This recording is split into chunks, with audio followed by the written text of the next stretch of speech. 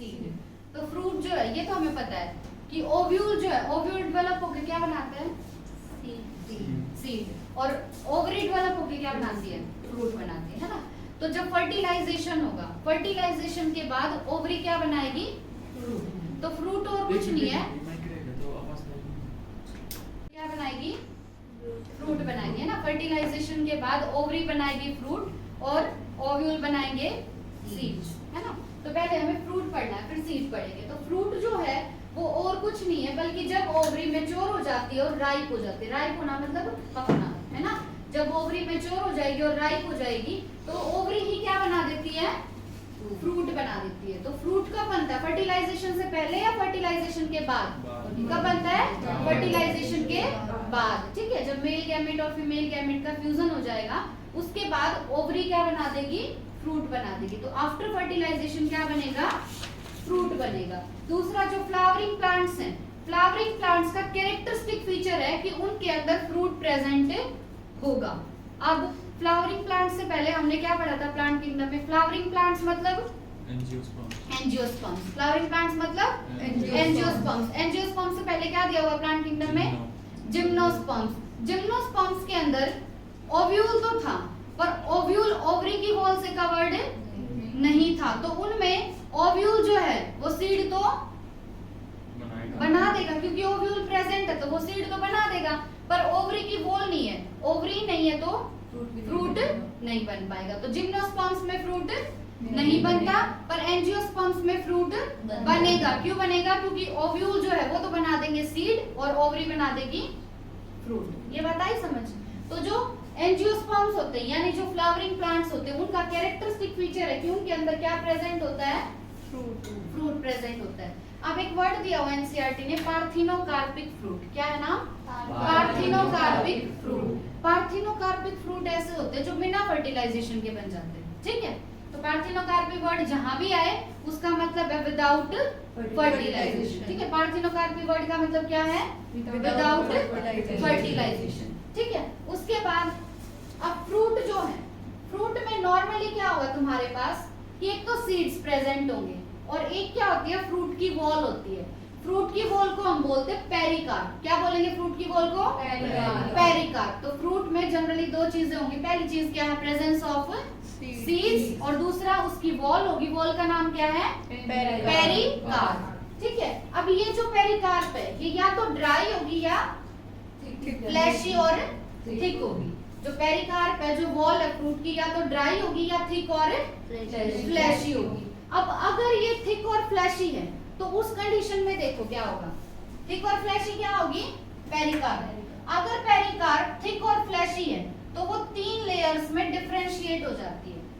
3 layers में differentiate होने का मतलब क्या है कि डिवाइड करके 3 लेयर बना देगी और फिर उन लेयर्स में डिवीजन होगा? नहीं होगा ना, क्योंकि डिफरेंशिएशन का मतलब क्या होता है? डिवीजन बंद हो गया। तो अगर पेरिकार्प थिक है और फ्लैशी है तो वो 3 लेयर्स बना देगी। जो सबसे बाहर वाली लेयर है उसका नाम होगा एपिकार्प। सबसे बाहर वाली लेयर का नाम क्या है? एपिकार्प। बीच वाली लेयर का नाम है मीजोकार्प। बीच वाली लेयर क्या होगी? मीजोकार्प। पल कहाँ ध्यान है? पलक। मिडल वाली लेयर क्या होगी?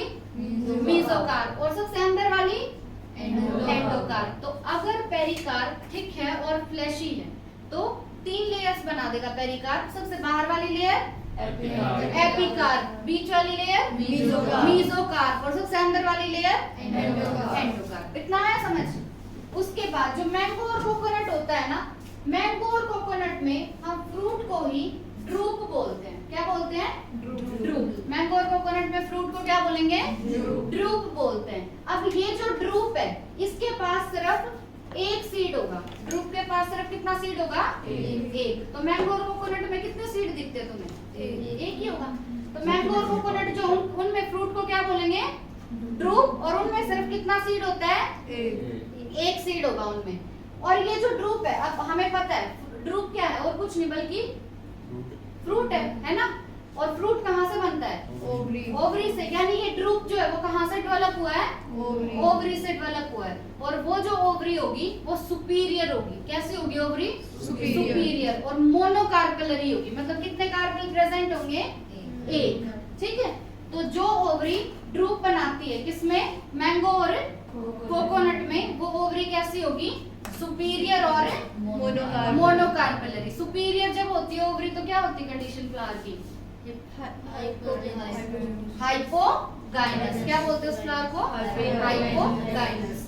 तो जब ड्रूप जो है मैंगो और कोकोनट में, ओवरी जो है उसकी कैसी होगी, मोनोकार्पेलरी और सुपीरियर। उसके बाद मैंगो और कोकोनट का अलग अलग केस देखो।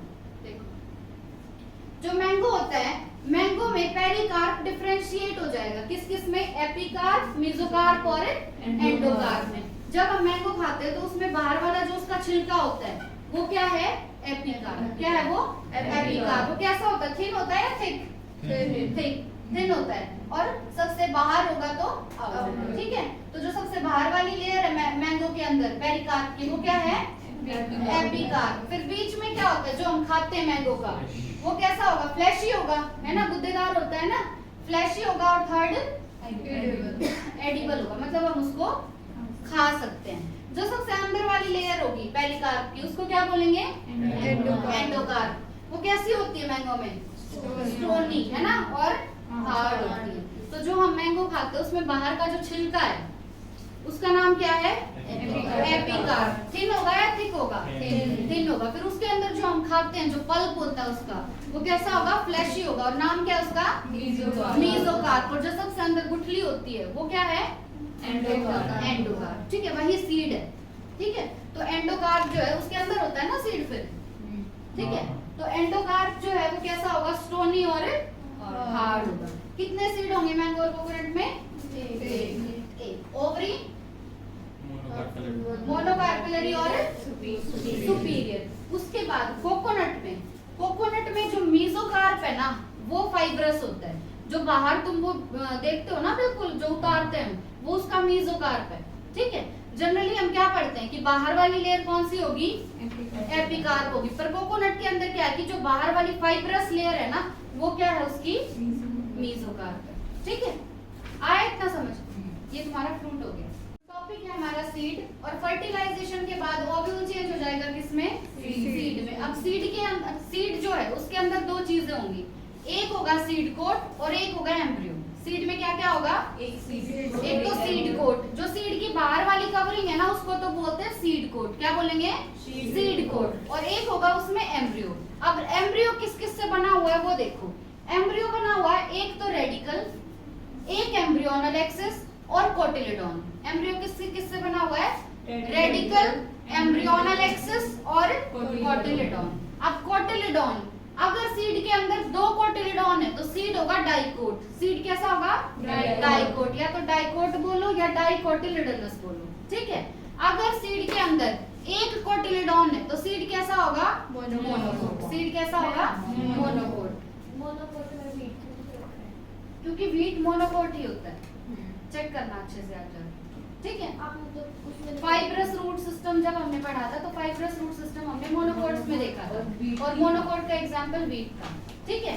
तो मोनोकोट सीड का एग्जांपल क्या क्या है, व्हीट और मेज। यानी व्हीट और मेज में कैसे सीड मिलेंगे, मोनोकोट। उनमें कितने कोटिलेडॉन होंगे, एक कोटिलेडॉन। और डाइकोट सीड का एग्जांपल है पी और ग्राम। डाइकोट सीड का एग्जांपल क्या है, पी और ग्राम। तो जो एम्ब्रियो है, पहली बात तो सीड के अंदर क्या क्या है, बाहर वाली लेयर सीड कोट, और उसके अंदर क्या होगा, एम्ब्रियो। तीन चीजों से बना है। पहली चीज रेडिकल, दूसरा एम्ब्रियोनल एक्सिस, और तीसरा कोटिलेडॉन। एक है तो सीड कैसा होगा, मोनोकोट। कोटिलेडॉन दो है तो सीड डाइकोट। मोनोकोट सीड का एग्जांपल व्हीट और मेज। डाइकोट सीड का एग्जांपल पी और ग्राम। उसके बाद अब पहले हमें डाइकोट सीड पढ़ना है और फिर मोनोकोट सीड। तो डाइकोट सीड में देखो, जो सीड की सबसे बाहर वाली कवरिंग होती है उसका नाम क्या बताया, सीड कोट। क्या होगा उसका नाम, सीड कोट। अब इस सीड कोट की दो लेयर होंगी। जो बाहर वाली लेयर होगी उसका नाम है टेस्टा। बाहर वाली लेयर का नाम क्या है, टेस्टा।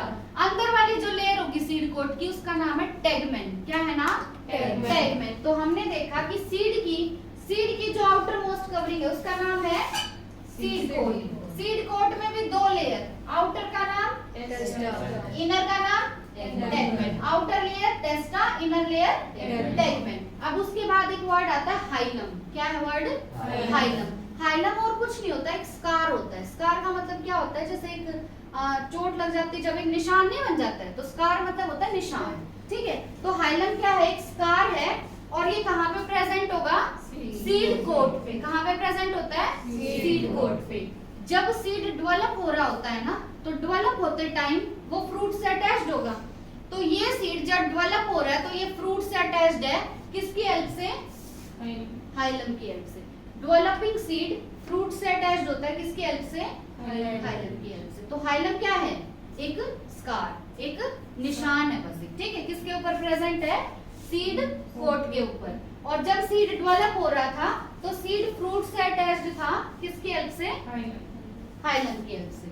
अब नेक्स्ट एक वर्ड आता है माइक्रोपाइल। क्या है वर्ड? माइक्रोपाइल। माइक्रोपाइल। माइक्रोपाइल क्या होता है? ये एक छोटा सा पोर होता है, जो किसके ऊपर प्रेजेंट है? हाइलम के ऊपर प्रेजेंट है, सीड कोट पे, ठीक है। तो सीड कोट पे जो एक छोटा सा निशान है, स्कार है, उसका नाम क्या है? हाइलम। और हाइलम के ऊपर क्या प्रेजेंट है? माइक्रोपाइल। माइक्रोपाइल क्या है? छोटा सा पोर, छोटा सा छेद है, ठीक है। अब देखो, जैसे ये जो व्हाइट बनाया है, ये क्या है? हमारा सीड कोट। अब सीड कोट है, इसके अंदर क्या प्रेजेंट होगा? एम्ब्रियो। एम्ब्रियो में तुम्हारे पास क्या क्या होगा? एक तो होगी एम्ब्रियोनल एक्सिस, और डाइकोट सीड है, तो कोटिलेडॉन कितने होंगे? 2। तो एम्ब्रियो के अंदर क्या होगा? एक एम्ब्रियोनल एक्सिस होगी, और कोटिलेडॉन कितने होंगे? 2 कोटिलेडॉन होंगे। तो ये स्ट्रक्चर किसका देखा? डाइकोट सीड का, ठीक है। अब देखो, ये हमने सीड कोट बनाया। सीड कोट में जो एक छोटा सा स्कार प्रेजेंट है, उसका नाम क्या है? हाइलम। उसके ऊपर क्या प्रेजेंट होगा? माइक्रोपाइल। एक पोर, एक ओपनिंग होगी। ये देखो, ये हमने एम्ब्रियो का स्ट्रक्चर बनाया। एम्ब्रियो में क्या होगा? 2 तो ये क्या है? एम्ब्रियो के अंदर कोटिलेडॉन कितने थे? 2 कोटिलेडॉन थे। और ये है एम्ब्रियोनल एक्सिस। ये क्या है? Embryonal axis. अब एम्ब्रियोनल एक्सिस के 2 एंड हैं, एक अपर एंड और एक लोअर एंड। अपर एंड जो है वो है प्लम्यूल। अपर एंड क्या है? प्लम्यूल। और लोअर एंड क्या है? रेडिकल। अब रेडिकल ही आगे जाके क्या बनाता है? रूट। रेडिकल आगे जाके क्या बनाता है? रूट। और प्लम्यूल आगे जाके क्या बनाता है? शूट। समझ आई ये बात? सीड है, सीड की सबसे बाहर वाली लेयर सीड कोट, उसके अंदर एम्ब्रियो। एम्ब्रियो में 2 चीजें, एक तो एम्ब्रियोनल एक्सिस और 2 कोटिलेडॉन। डाइकोट सीड की बात कर रहे हैं, तो कोटिलेडॉन कितने? 2। ये एम्ब्रियो का स्ट्रक्चर है, ये सीड का, ठीक है, सीड कोट का। अब इसमें क्या होगा? ये तो एम्ब्रियोनल एक्सिस। एम्ब्रियोनल एक्सिस के एक एंड को बोलेंगे प्लम्यूल, जो आगे जाके बनाएगा शूट यानी स्टेम। और एक एंड क्या होगा? रेडिकल, जो आगे जाके बनाएगा रूट, ठीक है। और ये 2 क्या है? कोटिलेडॉन। अब कोटिलेडॉन का काम तो मैं शुरू में ही बता दिया था, क्या होता है? फूड मटेरियल को स्टोर करना, ठीक है। तो कोटिलेडॉन जो होगा डाइकोट सीड में, डाइकोट सीड में कोटिलेडॉन कैसा होगा? फ्लैशी। कैसा होगा? फ्लैशी, गुद्देदार होगा, है ना। और अपने अंदर किसको स्टोर करके रखता है? फूड मटेरियल को। अब जो रेडिकल और प्लम्यूल है वो कहाँ पे प्रेजेंट थे? एम्ब्रियोनल एक्सिस के 2 एंड थे ना, अपर एंड और लोअर एंड, वहीं पे प्रेजेंट थे। कौन? रेडिकल और प्लम्यूल। अब ये ना बहुत ज्यादा इंपॉर्टेंट है, मतलब मैं बता नहीं सकती कि इससे कितने क्वेश्चन आते हैं, और हमेशा बच्चे कंफ्यूज हो जाते हैं एग्जांपल्स में। तो देखो, जो डाइकोट सीड है, डाइकोट सीड 2 टाइप के होंगे, एक होंगे एंडोस्पर्मस और एक होंगे नॉन एंडोस्पर्मस। अब देखो, एंडोस्पर्मस में तुम्हें नाम से पता चल रहा है एंडोस्पर्म प्रेजेंट होगा, और नॉन एंडोस्पर्म में एंडोस्पर्म नहीं होगा। अब एंडोस्पर्म होता क्या है वो समझो। देखो, नॉर्मली आज तक हम क्या पढ़ते आए हैं कि एक था मेल गैमेट और एक था फीमेल गैमेट, दोनों में फर्टिलाइजेशन हुआ। फर्टिलाइजेशन के बाद क्या बनता है? जाइगोट। अब मेल गैमेट भी एन था और फीमेल गैमेट भी एन था, तो जाइगोट क्या होगा? 2n। और इस प्रोसेस को हम क्या बोलते हैं? फर्टिलाइजेशन। इतना तुम्हें पता है ना। लेकिन अगर तुम्हारा जो मेल गैमेट है वो तो 1 हो और फीमेल गैमेट कितने हो?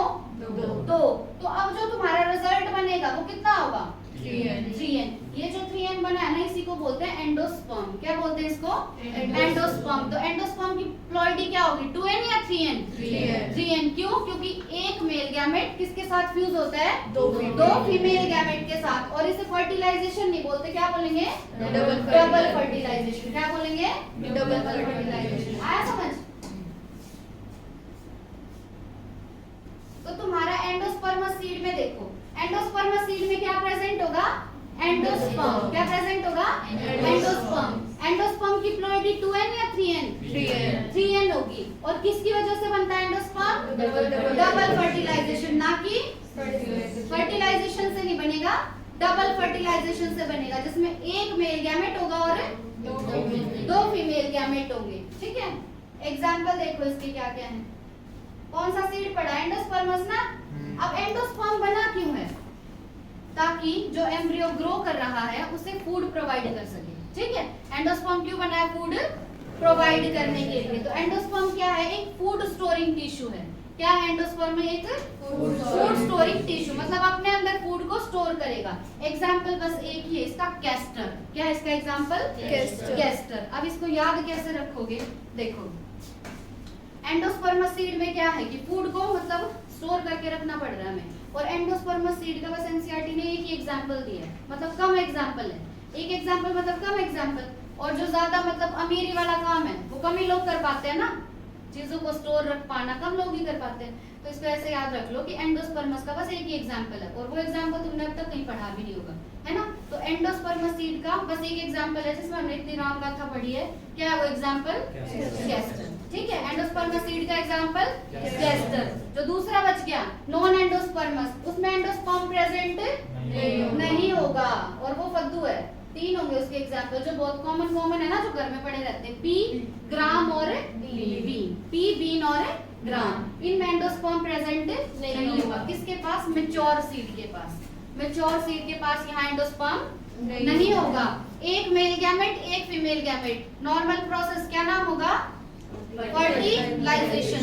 एक मेल गैमेट, दो फीमेल गैमेट, प्रोसेस का नाम double fertilisation. As a result क्या बनेगा?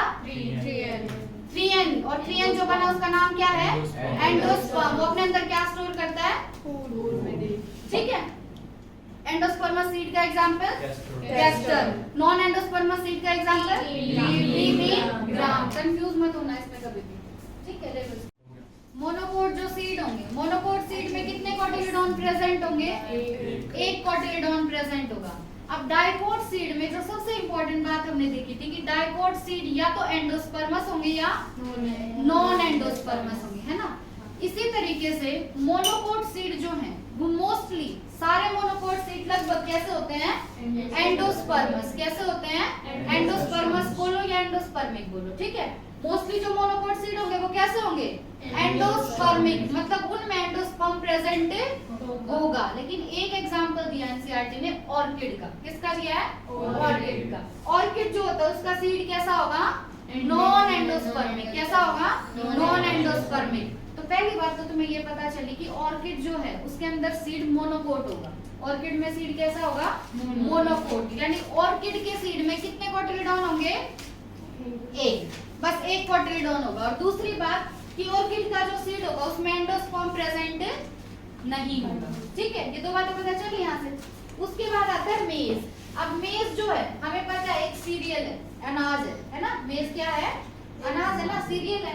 अब मेज के अंदर जो सीड कोट होता है वो देखो, मेज में जो सीड कोट होगा वो मेम्ब्रेनस होगा। कैसा होगा? मेम्ब्रेनस। एक मेम्ब्रेन की तरह होगा सीड कोट। और ये जो है फ्यूज्ड होगा किसके साथ? फ्रूट वॉल के साथ। मतलब ऐसा नहीं है कि अलग से सीड कोट है तुम्हारा और अलग से फ्रूट वॉल है। फ्रूट वॉल और सीड कोट आपस में फ्यूज्ड होंगे।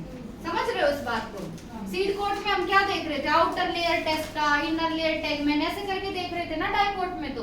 लेकिन यहाँ ऐसा नहीं है मेज में। मेज में क्या होगा? जो सीड कोट है तुम्हारा और जो फ्रूट की वॉल है, फ्रूट की वॉल को क्या बोलते हैं? अभी पढ़ाते हैं पेरिकार्प। Very good. फ्रूट की वॉल को क्या बोलेंगे? पेरिकार्प। यानी जो फ्रूट की वॉल है और जो सीड कोट है वो आपस में क्या होंगे? फ्यूज, अलग अलग नहीं होंगे। किसकी बात कर रहे हैं? मेज की। तो मेज कैसा है? मोनोकोट या डाइकोट? मोनोकोट। मेज मोनोकोट है, उसमें सीड कोट और फ्रूट बॉल अलग अलग नहीं होते, फ्यूज्ड होते हैं। और सीड कोट कैसा होगा, बहुत मेम्ब्रेनस, मेम्ब्रेनस मतलब बहुत पतला होगा, ठीक है, अलग से दिखेगा ही नहीं, फ्रूट बॉल के साथ फ्यूज्ड ही होगा। उसके बाद ये एंडोस्पर्म, मोस्टली मोनोकोट कैसे बताए, endosperms, mostly monocot seed endosperms है। तो एंडोस्पर्म कैसा है इनके अंदर, बल्कि बहुत भारी है इनका एंडोस्पर्म, और फूड अपने अंदर स्टोर करेगा। एंडोस्पर्म का यही काम होता है ना, फूड को स्टोर करना। अब देखो, अब मोस्टली मोनोकोट्स में तो एंडोस्पर्म प्रेजेंट है, तो एंडोस्पर्म की जो आउटर कवरिंग है ना, वो एम्ब्रियो को सेपरेट करती है। एम्ब्रियो को सेपरेट करेगी, किसके थ्रू सेपरेट करेगी, एक लेयर के थ्रू, और वो लेयर किसकी बनी हुई है, प्रोटीन की, और उस लेयर का नाम है एल्यूरोन लेयर। क्या है लेयर का नाम, एल्यूरोन लेयर, एल्यूरोन लेयर। तो हम बात कर रहे हैं मोनोकोट्स की। मोनोकोट्स के अंदर जो एंडोस्पर्म है वो एम्ब्रियो को सेपरेट करेगा एक लेयर के थ्रू। वो लेयर किससे बनी हुई है, प्रोटीन से। किससे बनी हुई है लेयर, प्रोटीन से। उस लेयर का नाम क्या है, एल्यूरोन लेयर। क्या है लेयर का नाम, एल्यूरोन लेयर। अब यहाँ पे जो एम्ब्रियो प्रेजेंट होता है मोनोकोट्स के अंदर, वो एम्ब्रियो बहुत स्मॉल होगा। कैसा होगा एम्ब्रियो, स्मॉल। और प्रेजेंट कहाँ होगा, वो डायग्राम से देखो। ये हमने मोनोकोट सीड बनाया हुआ है। मोनोकोट सीड में क्या होगा, ये जो येलो बना है ये क्या है, एंडोस्पर्म। क्या है, एंडोस्पर्म। और ये जो व्हाइट कलर से बना है ना, ये एक ग्रूव है। ग्रूव मतलब गड्ढा, ग्रूव का मतलब क्या होगा, गड्ढा। तो जो एंडोस्पर्म है ना, वहीं पे एक ग्रूव प्रेजेंट होगा, एक गड्ढा प्रेजेंट होगा, उसके अंदर क्या होगा, समझे इस बात को। सीड है, सीड में ये येलो कलर से क्या बना है, एंडोस्पर्म। एंडोस्पर्म के एक एंड पे एक गड्ढा प्रेजेंट है, उस गड्ढे के भी एक एंड पे क्या प्रेजेंट होगा, एम्ब्रियो प्रेजेंट होगा, ठीक है, ग्रूव में। तो देखो, और एम्ब्रियो का साइज क्या होगा, छोटा है बड़ा, स्मॉल, ठीक है। तो मोनोकोट्स में जो एम्ब्रियो होता है वो क्या साइज में कैसा होगा, स्मॉल। और एंडोस्पर्म के एक एंड पे एक ग्रूव होता है, उस ग्रूव में क्या होगा, एम्ब्रियो होगा। और अब एम्ब्रियो के पास, हम डाइकोट में भी देख रहे थे, एम्ब्रियो के पास क्या क्या था, कोटिलिडॉन थे और एक थी एम्ब्रियोनल एक्सिस, यही था ना। एम्ब्रियोनल एक्सिस पे तो क्या था, एक एंड पे रेडिकल और एक एंड पे प्लम्यूल। और कोटिलिडॉन कितने थे वहां, दो। अब यहाँ भी जो एम्ब्रियो होता है उसके पास कोटिलिडॉन भी है और एम्ब्रियोनल एक्सिस भी है, लेकिन एम्ब्रियोनल एक्सिस यहाँ पे बहुत शॉर्ट है। एम्ब्रियोनल एक्सिस कैसे, यहाँ पे शॉर्ट। और यहाँ हम कोटिलिडॉन को कोटिलिडॉन नहीं बोलते, कान खोल के सुनो सब। कोटिलिडॉन का नाम होता है मोनोकोट में स्क्यूटेलम। क्या होता है नाम, स्क्यूटेलम। मोनोकोट में हम कोटिलिडॉन को कोटिलिडॉन नहीं बोलते, कोटिलिडॉन का एक और नाम रख दिया, क्या है, स्क्यूटेलम। तो यहाँ पे एम्ब्रियो के अंदर दो चीज होंगे, एक तो स्क्यूटेलम और एक शॉर्ट एक्सिस, मतलब एम्ब्रियोनल एक्सिस। अब स्क्यूटेलम जो है वो कुछ नहीं है बल्कि क्या है, कोटिलिडॉन। स्क्यूटेलम यहाँ पे कैसा होगा, लार्ज। और शेप देखो, इसकी शेप कैसी होगी, शील्ड जैसी होगी। शेप कैसी होगी, शील्ड जैसी, ठीक है। उसके बाद जो एक्सिस है, जैसे वहां पे एम्ब्रियोनल एक्सिस में एक एंड पे था प्लम्यूल और एक एंड पे था रेडिकल, उसी तरीके से मोनोकोट में भी जो एक्सिस है उसमें एक होगा प्लम्यूल और एक होगा रेडिकल। और एक जो बहुत इंपॉर्टेंट बात वो क्या है कि प्लम्यूल जो है वो नॉर्मली ऐसे नहीं प्रेजेंट होता, उसके चारों तरफ एक शीथ होगी, वो एक शीथ से कवर्ड होता है। उस शीथ का नाम है कोलियोप्टाइल। क्या है शीथ का नाम, कोलियोप्टाइल। और इसी तरीके से जो रेडिकल है वो भी कवर्ड है, वो कवर्ड है कोलियोरिजा से। किससे कवर्ड है, कोलियोरिजा से, ठीक है।